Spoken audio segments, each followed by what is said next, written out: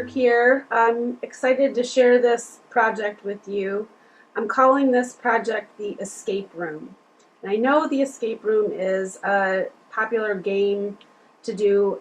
This is a little bit different, but it is a drawing that you're going to do that's based on the practice drawings we did a couple of weeks ago by following the YouTube tutorials. So you will be needing to draw on those skills that you practiced. So if you have not watched those videos yet or done that practice, I highly recommend you doing that in order to be able to accomplish this assignment. So what you're going to need to do this is a piece of printer paper, 8.5 by 11 is fine.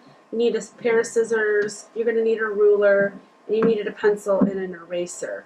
So our first task is to make this paper a square. And the way we do that is by folding it diagonally and lining up these two adjacent edges and creating a diagonal fold there.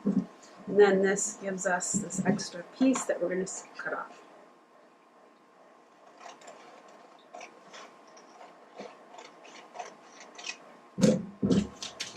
Okay, so open that up, and then we're going to make the same diagonal fold on the opposite side.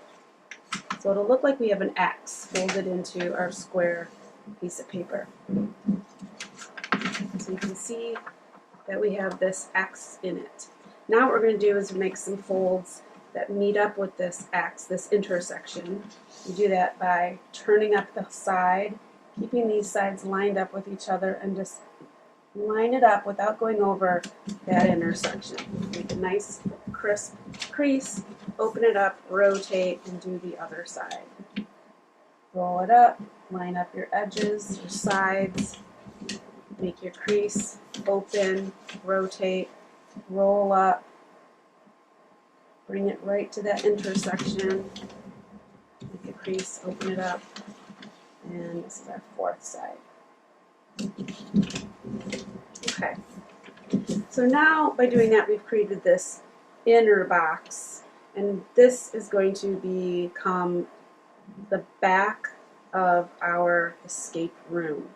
So you're going to take a pencil, and you can use your ruler at this time if you have a little bit of an unsteady hand. Draw those 4 lines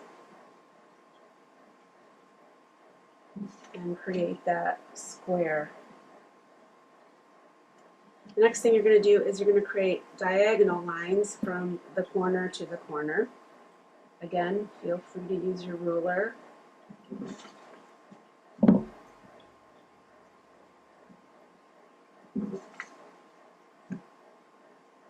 like to rotate my paper so that my hand is always comfortable.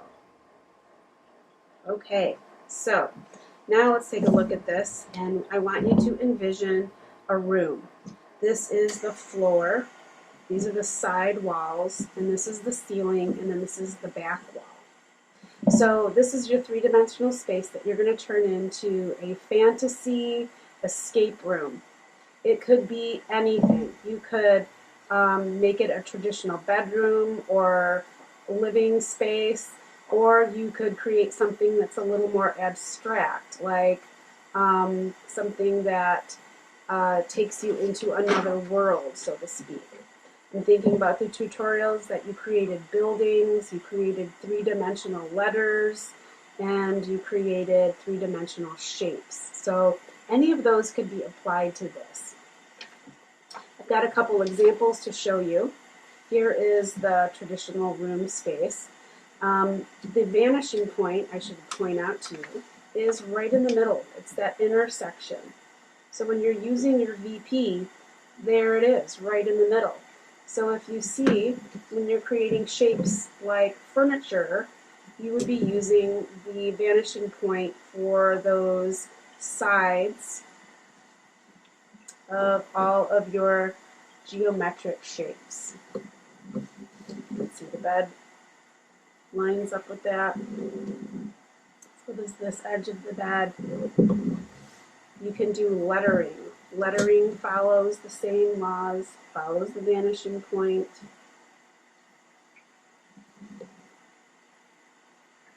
this.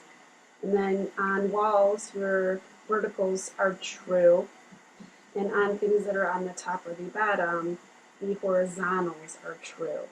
So that's a little helpful, and then anything else will go to the vanishing point. I'm challenging you to try to create something on all four sides of these wall spaces, showing me that you're using the vanishing point from all four angles, so north, south, west, and east. And then you can also create things that are not using the vanishing point. For example, things that might be on this wall.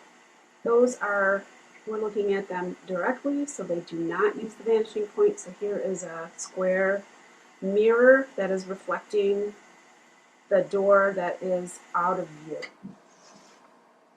For the escape room drawing, I imagined that this back wall was actually a portal into the outdoors where people can congregate and sort of live like we used to live.